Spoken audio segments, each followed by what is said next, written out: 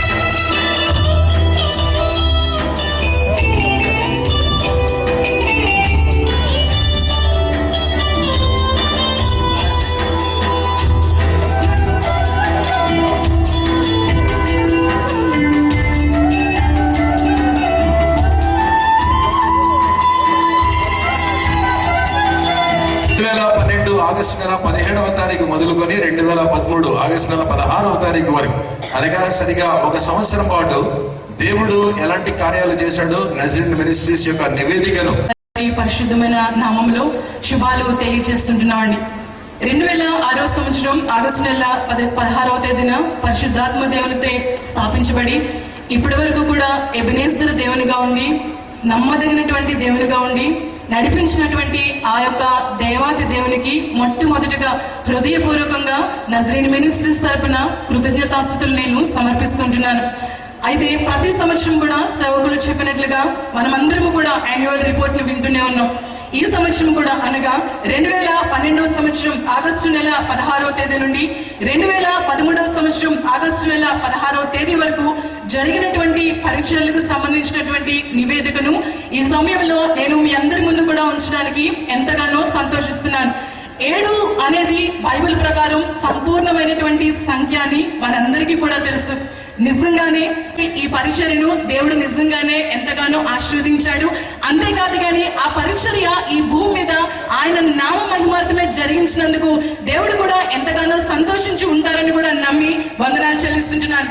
అలాగే ప్రతి మంగళవారం కూడా మిషన్ లాగా బైబిల్ డిస్ట్రిబ్యూషన్ ఈ పరిచర్య కూడా అనేక ప్రాంతాల్లో ప్రతి ఇంటికి కూడా బైబిల్ గ్రంథం వెళ్ళాలి అనేటువంటి ఒక మంచి ఉద్దేశంతో ఈ పరిచర్యను స్థాపించి ప్రారంభించి జరిగించడం ఇప్పటి వరకు కొనసాగుతూనే ఉందండి.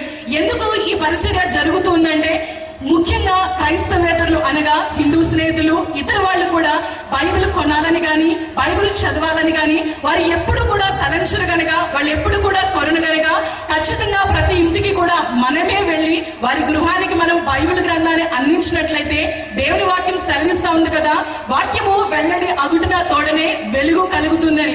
నిజమే, దేవుని యొక్క వాక్యం ఏ గృహంలోనికి వెళ్తే ఆ గృహంలో ఏదో ఒక సందర్భంలో వారు బైబిల్లో ఉన్నటువంటి దేవుని యొక్క మాటలు చదువుతారని, తద్వారా ఆ కుటుంబంలో విమోచన కలిగి ఆ కుటుంబం రక్షించబడుతుందనేటువంటి మంచి ఉద్దేశంతో ఈ పరిచర్యను స్థాపించి ఇంతవరకు కూడా జరిగిందండి. ఇది కూడా నమ్మదగినటువంటి దేవుడే నడిపించాడు. అనేక ప్రాంతాలు ఈ సంవత్సరంలో అయితే జ్ఞానాపురం, కంచిపాలెం, భూపేష్ నగర్, ఊర్వశి, ఓల్డ్ అయితే నరసింహనగర్, అక్కయ్యపాలెం, సీతంపేట, కప్పరాడ ఇలా అనేక ప్రాంతాల్లో వెళ్లి ప్రతి గృహానికి కూడా మేము వెళ్లి బైబిల్ గ్రంథాన్ని నజరేయుని మినిస్ట్రీ యొక్క సమయానికి ఏదో ఒక స్థలాన్ని దేవుడు ఏర్పాటు చేసి ఏ బుధవారం కూడా ఆరాధన ఆగిపోకుండా దేవుని మహిమార్థమే జరిగినట్లు ఇప్పటి వరకు కూడా దేవుడు నడిపించారు. అందుని బట్టి కూడా దేవుడికి మహిమ చెల్లిస్తుంటున్నాం. మరి ముఖ్యంగా ఈ బుధవారం కూడా కేవలము విశ్వాసులు బలపరచడం మాత్రమే కాదు కానీ వాక్యం ద్వారా అనేక ఆత్మలు ప్రతి దినము కూడా రక్షించబడాలి అని, అలాగనే విశ్వాసంలో ఎదుగుతున్నటువంటి వారు ఉజ్జింపబడాలని, ఒకవేళ ఎవరైనా విశ్వాసంలో దేవునిలో పడిపోయినటువంటి వారు ఉంటే వారందరూ కూడా తిరిగి పునరుద్ధరించబడాలనేటువంటి మంచి ఉద్దేశంతో దేవుని యొక్క వాక్యాన్ని ఇదే యొక్క పరిశుద్ధ స్థలంలో నిలబడి దైవ సేవకులు బోధించినప్పుడు అనేక మంది ఆత్మలు అలాగనే కన్నబాబు గారు అనేటువంటి వ్యక్తి కూడా వారి యొక్క మామగారికి కూడా సీరియస్ కండిషన్ లో ఉండి ఇక డాక్టర్స్ తీసుకొని వెళ్ళిపోండి అని చెప్పినటువంటి పొజిషన్ లో ఉన్నప్పుడు ఇక్కడికి వచ్చి ప్రేయర్ రిక్వెస్ట్ ఇస్తే పాస్టర్ గారు అనేక మంది కలిపి ప్రార్థన చేసినప్పుడు ఆయనకు యొక్క ఉపవాస ప్రార్థనను మేము అక్కడ కండక్ట్ చేయడం జరిగింది. అంత మాత్రమే కాదండి, ఈ యొక్క ఉపవాస ప్రార్థన మాత్రమే కాదు కానీ దేవునికి మనం ఆరాధన చెల్లించాలి అనేటువంటి ఉద్దేశంతో రండి సాగిలపడి నమస్కారం చేసి దేవుణ్ణి ఆరాధించడం అనేటువంటి మొట్టమొదటి శుక్రవారం కూడా ఆరాధన అనేటువంటి ఆరాధన కూడా అందరికీ కూడా గుర్తొచ్చేటువంటిది సువార్త. శనివారం సువార్త కొరకు మాత్రమే కేటాయించబడిందని, ప్రత్యేకించబడిందని మనందరికీ తెలుసు. అనేక మంది మీలో ఉన్నటువంటి వారు ఈ సువార్త పరిచర్యలో పాలిభాగస్తులుగా మాట్లాడినప్పుడు దేవుని యొక్క వాక్యాన్ని బోధించినప్పుడు 88 మంది స్పాట్ లో దేవుణ్ణి అంగీకరించి బాప్తిజం తీసుకున్నారండి. అదే వీరఘట్టం అనేటువంటి ప్రాంతానికి 2వ నెల అనగా ఫిబ్రవరి నెల 8వ తేదీని గాస్పల్ క్యాంపుకి వెళ్ళినప్పుడు కూడా అక్కడ కూడా సంకల్ప మీటింగ్ జరిగినప్పుడు 20 చేసినప్పుడు అక్కడ కూడా 40 మంది మనకు తెలుసండి ముందుకొచ్చి ప్రభువుని నమ్ముకొని నీటి మూలంగా బాప్తిజం తీసుకున్నారని తెలియజేయడానికి ఎంతగానో సంతోషిస్తున్నాం. అలాగనే ఎప్పుడు కూడా గాస్పల్ క్యాంప్స్ లోను మెగా గాస్పల్ కి వెళ్ళినప్పుడు ఆత్మలు రక్షించబడడం, బాప్తిజమ్స్ ఇవ్వడం జరిగింది.